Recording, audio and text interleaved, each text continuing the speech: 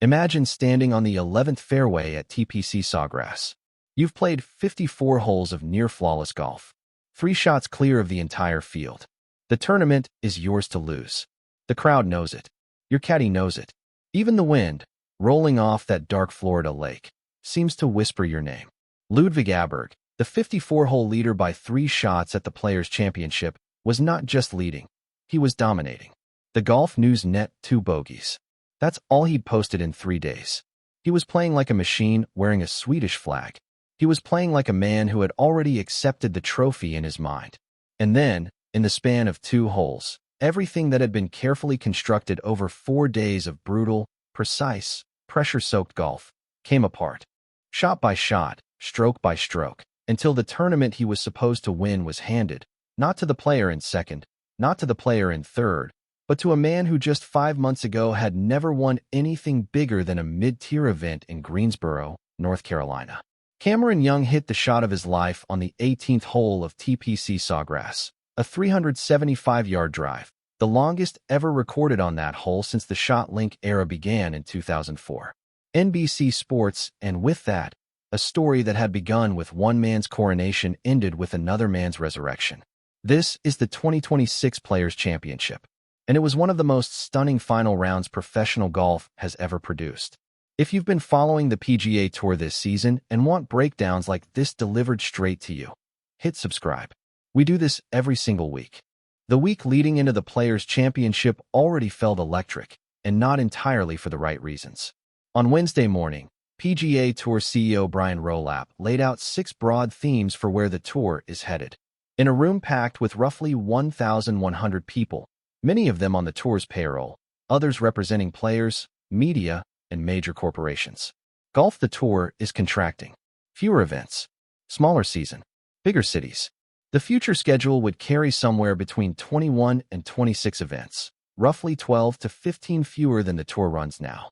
Golf New York, Chicago, Boston, Philadelphia.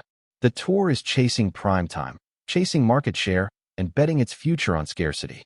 2-time major champion Curtis Strange didn't hold back, arguing that the removal of cuts at many signature events was dismantling the very fabric of what the tour is supposed to be. Golf? You can have an elevated event, Strange said, but a cut, it's part of the fabric of the tour. Tiger Woods quietly supports the direction. Rory McIlroy has kept his distance. And somewhere in the middle of all this political noise, 144 of the world's greatest golfers had to show up and actually play golf. Then the week threw its first curveball. Ryan Fox, the multiple PGA Tour winner from New Zealand, announced he was withdrawing from the $25 million event due to illness, specifically kidney stones that required surgery.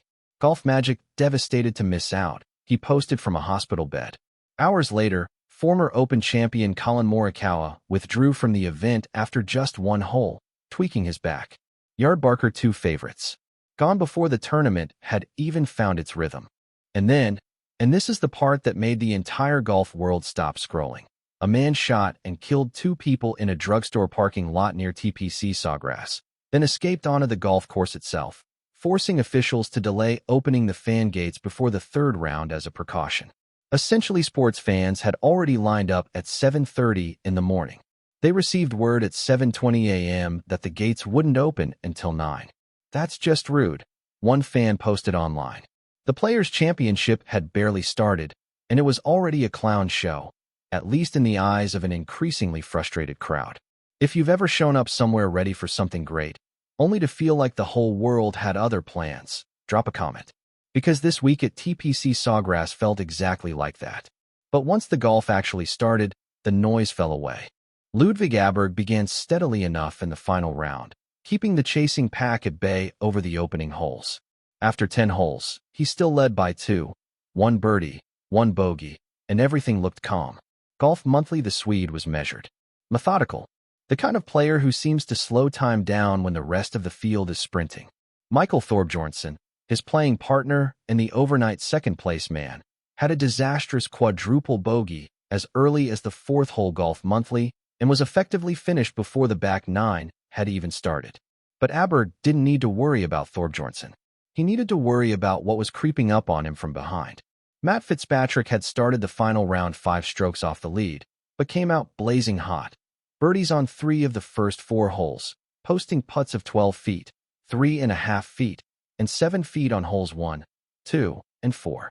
ESPN quiet, methodical, dangerous Fitzpatrick, the U.S. Open champion from Sheffield, England, was building something.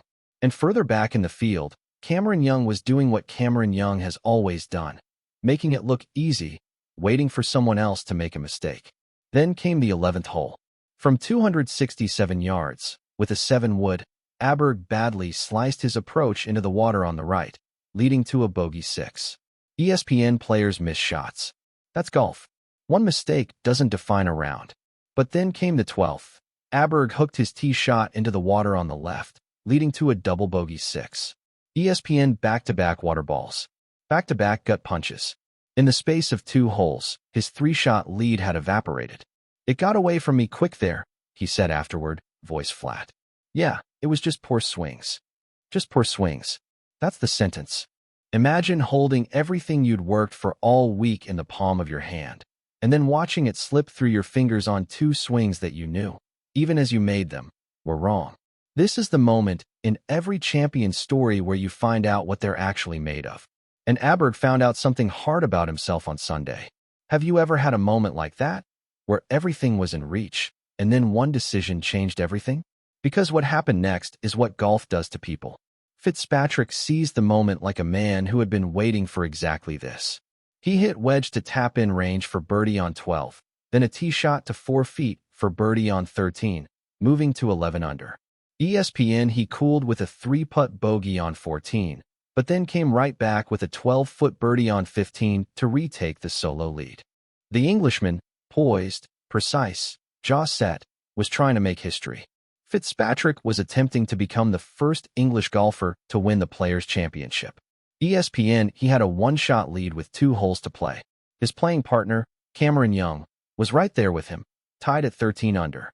2 men, 1 title. One of the most famous finishing stretches in professional golf.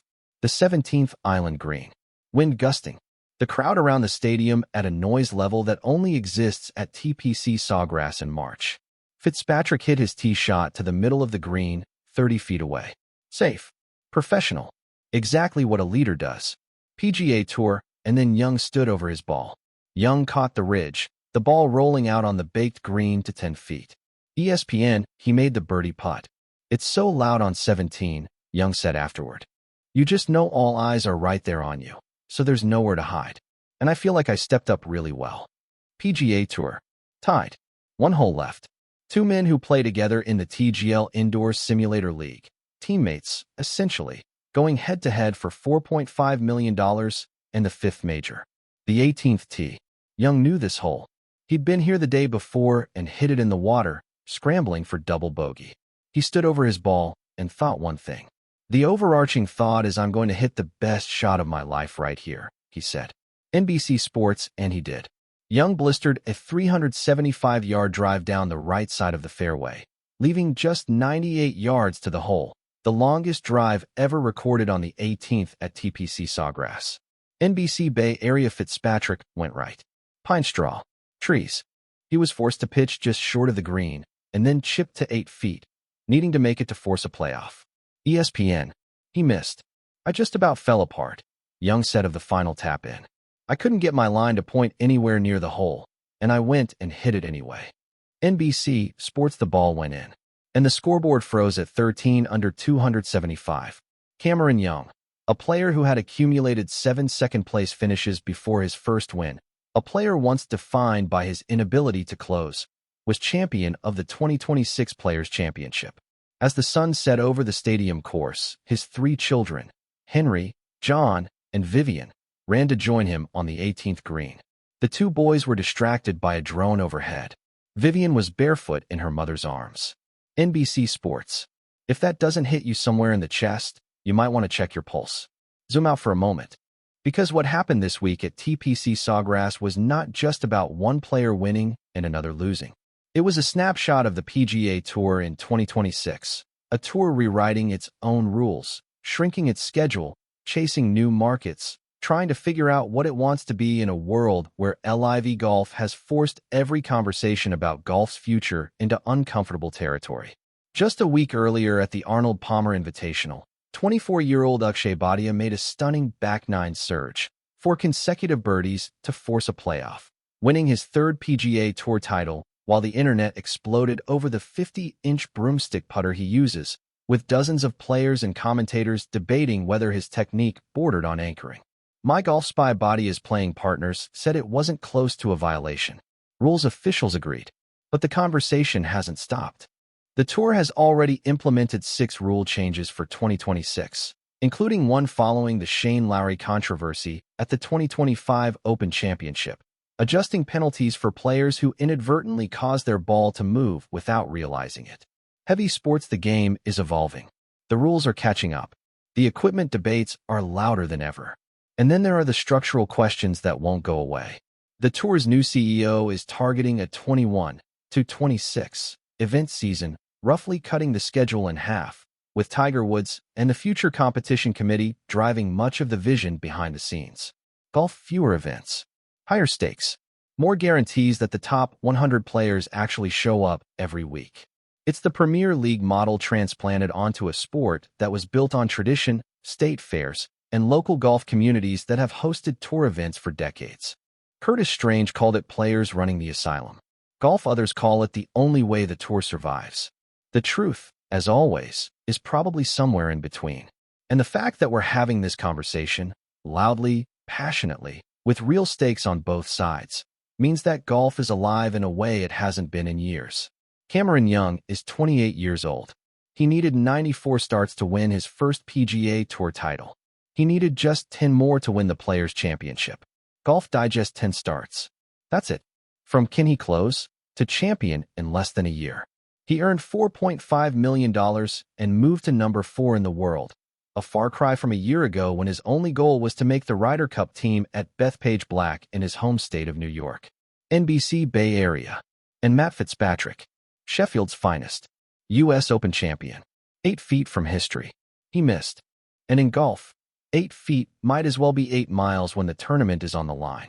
I felt like I hit a good drive, Fitzpatrick said quietly. And once you're out of position, it's difficult to make your par. PGA Tour, that's dignity. That's class. That's what professional golf looks like when it's at its best, even in the moments of heartbreak. Ludvig Åberg will be back. He became the 8th 54-hole leader in the last 11 years to fail to close at the Players' Championship. Golf Digest, that number is remarkable. Remarkable because it tells you that TPC Sawgrass doesn't just test your game. It tests your character, your composure, and your ability to hold the weight of a title before you've actually earned it. This is why we watch. This is why every Sunday in March, the golf world turns its eyes to Ponte Vedra Beach, Florida, and holds its breath. If this breakdown gave you something, if it made you feel what it's like to be inside those ropes, inside those moments, then you know why this channel exists. This is what we do. Every week. Real golf. Real drama. Real stories. Subscribe, and you won't miss a single one. The 2026 PGA Tour season is far from over. The Masters is next. Scottie Scheffler, who had a strange, flat week by his own standards, is still the best player in the world. Rory McIlroy barely made the cut. And somewhere, a 24-year-old with a broomstick putter and 4 consecutive birdies in his back pocket is already thinking about Augusta. Golf is not a sport of perfect moments. It's a sport of imperfect people doing extraordinary things on days when the whole world is watching and the water hazards never looked bigger. Cameron Young stood over an 8-inch putt to win, and his hands were shaking. He made it anyway. That's the game. That's the tour. That's what just happened on the PGA Tour.